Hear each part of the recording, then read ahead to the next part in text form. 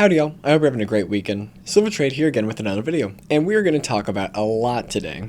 So far for January of 2025, the SEC has only released 3 days of FTD data for GameStop. But then you remember, oh yeah, we've had a few holidays, but there has still been 9 trading days and 10 settlement days. Please remember, none of this is financial advice and we are not financial advisors. This video is made for entertainment purposes only. And then Chewy is missing quite a few days too. Y'all remember Chewy and GameStop about halfway through last year.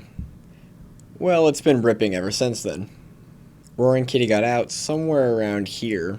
And a lot of people on Reddit are starting to wonder if Ryan Cohen moving his shares to Canada and to his own name, if that's him trying to signal to us to DRS our shares. I personally don't believe this is why he moved his shares. We've talked about this before, how the mega rich, mega wealthy, and super smart communicate in online posts. Y'all remember Roaring Kitty's meme where it said 2 of them were talking? Hear me out. If 2 people were to be communicating with each other while making sure it is not considered insider trading, you have to make sure the whole world can hear you, especially the SEC. So I think the best instrument is through filings. It is as transparent as can be. All of a sudden, a random shift from your LLC to your private account gets a whole new meaning. This guy believes that Roaring Kitty and Ryan Cohen post memes to throw ideas out to each other, and then the real messages are when they have filings. For example, you move and then I move. And then a few weeks ago, Roaring Kitty posted the meme, which may have meant DRS your shares. And then last week, Ryan Cohen DRS's his shares. I could have sworn that I saw a Twitter post from Nat Turner saying that comic books and magazine grading was going to be at PSA before summer of 2025. But online it does say in 2025 PSA will be doing comic books and magazines. But no matter how hard I look, I cannot find that post where he said that it was going to be before summer. We're going to talk about the chart a little bit later on, but it looks like straight accumulation. And somebody in After Hours on Friday bought 42,000 shares of GameStop. You know, their demise was far exaggerated or whatever. Hundreds of thousands of people sign up for PSA for an account every year, make it to the online submission center, and then don't submit. So, you know, they have intent. They even type in cards, but they don't know. They get overwhelmed. And some percentage of them are going to go to our dealers, which we love. Let's go to places like GameStop, wait for local submission events, drop-off events, wait till the national, wait till whatever show. But I would argue a majority of them just keep the cards and give up. And so we're trying to bridge them. They're very fast moving. Like the speed at which they got both of those programs out was like Elon Musk style. I thought it was really silly how Roaring Kitty posted this back in 2020 and only had 200 likes on it. If you were to post this nowadays, oh my goodness. I'm sure you've already heard, but GameStop is closing all of their locations in Germany. The last lights are just going out. We all wish you the most legendary loot, a huge chunk of EXP and above, all wonderful real life. Your friends from GameStop HQ. Over in the UK, Barclays Bank is having a glitch with funds and transactions not showing up in personal accounts on payday, right at the time that Citadel futures are expiring. Coincidence? I think not! We've talked about this before, but we know that a lot of the GameStop FTDs are being hidden overseas. And just a public service announcement, there are exactly 69 trading days between 109 and 420. On January 28th of 2021, some of the most popular trading apps halted the purchase of stocks GameStop, AMC, and Koss Corporation, and they blame Apex Clearing for halting the purchases of these stocks on their end. And as of last week, Koss is now profitable. Charles Schwab is sending out letters to GameStop holders asking if they would like to lend out their shares. E-Trade also came out and said anyone who deposits a large sum of money will get some instant cash back. It looks like all these banks need cash. I wonder why. For most of January so far, GameStop has pretty much just moved down. Now that Gary Gensler is out though, I believe a lot of these shady practices will come to an end, and that's why we had the eyeballs around the American flag and microphone. But it looks to be holding $26 really well. The only way to describe this recent volume is bone dry. 4.5 million on Friday, 3.5 million, 3 million, 3 million, 5 million. We didn't even have 20 million volume last week. Yep, not even 20 million volume. The weekly chart, things look a lot more promising. I believe right now all that GameStop is doing is testing under this 200-day moving average on the weekly and testing this level at about 26.90. And back here in April and May, GameStop could not for the life of it hold above 26.90. But since we've had so much consolidation under this 200-day moving average, finally got above it. I really think this is just a liquidity test. And then next week or the week after, we're going to come back above this 200-day moving average and then maybe test the upper limits of this Bollinger Band at about $35 per share. GameStop is still making great progress. Worst case scenario, maybe we come down and touch the 200-day moving average on the daily at about $24. I think the midline, right here, this blue line, I think the midline on the weekly chart is going to keep us above it. And because this red candle didn't get lower than the previous couple of days, with dwindling volume, could be a reversal. And once Q4 earnings comes out, we've never seen PSA revenue for GameStop before. Ryan Cohen is making all of the right moves and he's making the right friends. With him moving his shares, it could be they're about to have an acquisition, maybe they're about to merge, or maybe rebrand entirely. Fundamentally, GameStop has never looked better.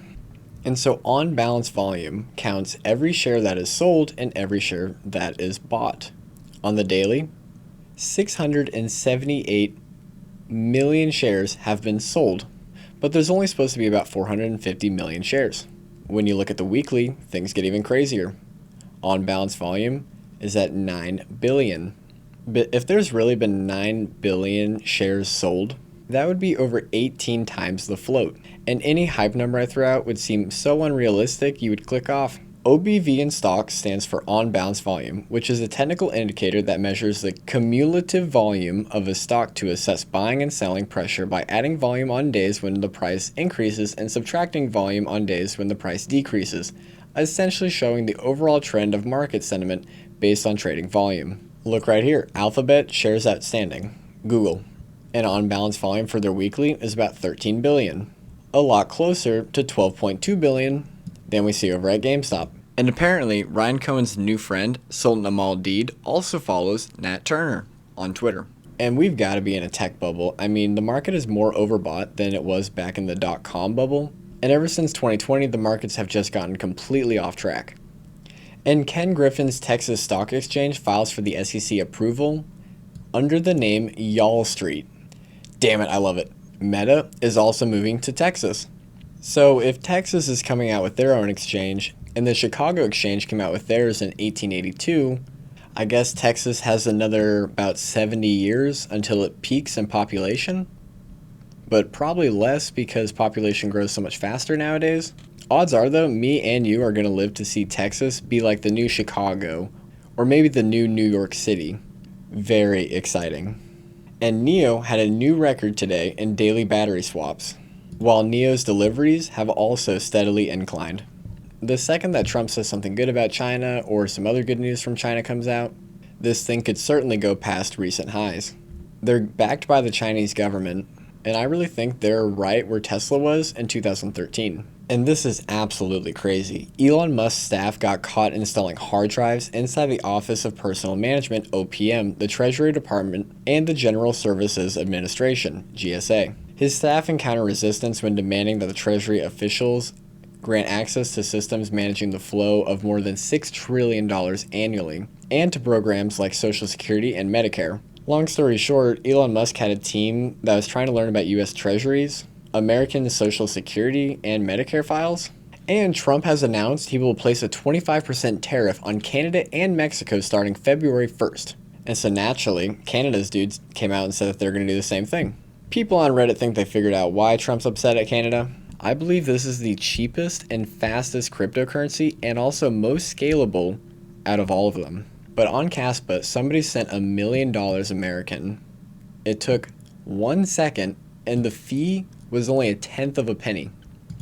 To send $1 million, it only took 1/10 of a penny in 1 second. Kaspa is capable of handling up to 250,000 transactions right now. Recently, Tangem, which is probably one of the most reputable cold wallets in crypto, they have a partnership with Visa, and they came out with the first real crypto card where you can actually buy and sell products in real life with your cryptocurrency. Crypto.com and other apps have done this before, but whenever you put money on the card, it's like a 2% fee.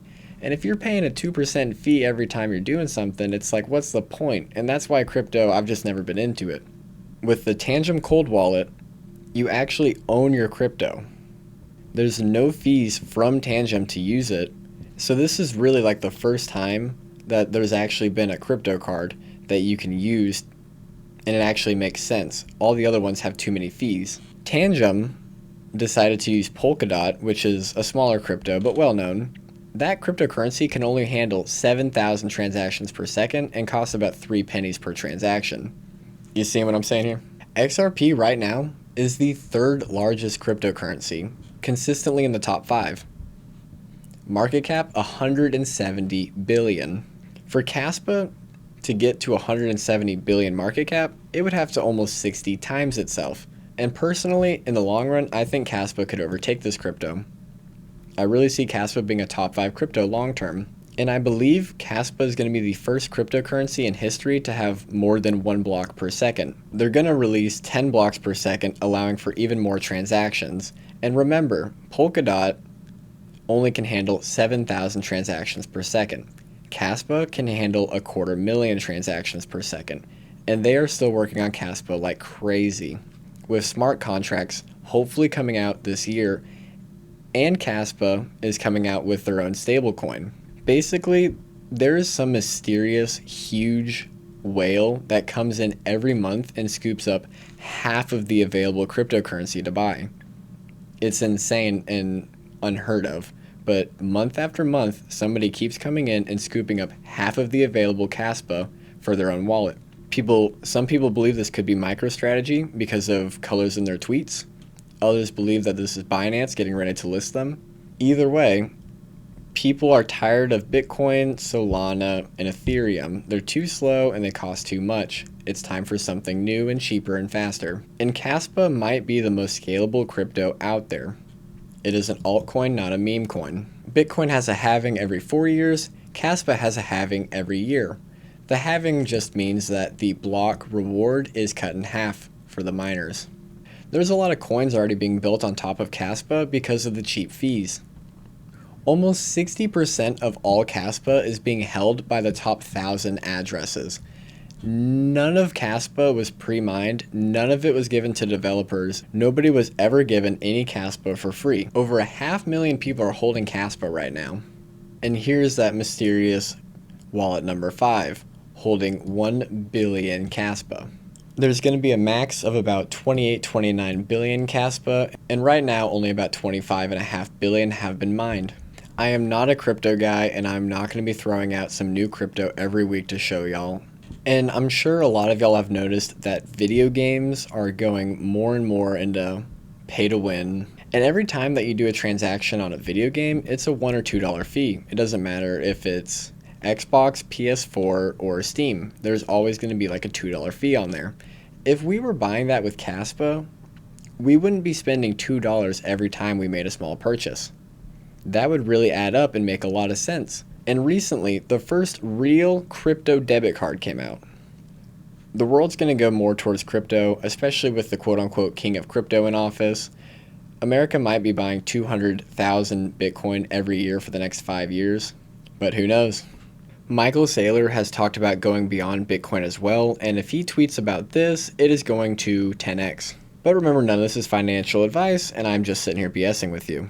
For entertainment purposes only. You would think that Solana or XRP would maybe contest with Kaspa, but neither one of them have even half as many transactions per second, and they have more fees than Kaspa. Long-term, Kaspa hopes to get up to 100 blocks per second, and that will be the first time that a cryptocurrency has ever done that. They hope to be able to handle over 1 million transactions per second. Judge it for yourself though, maybe look into it. Thank you so much if you made it this far in the video. I hope you're having an amazing day and amazing week, and God bless you.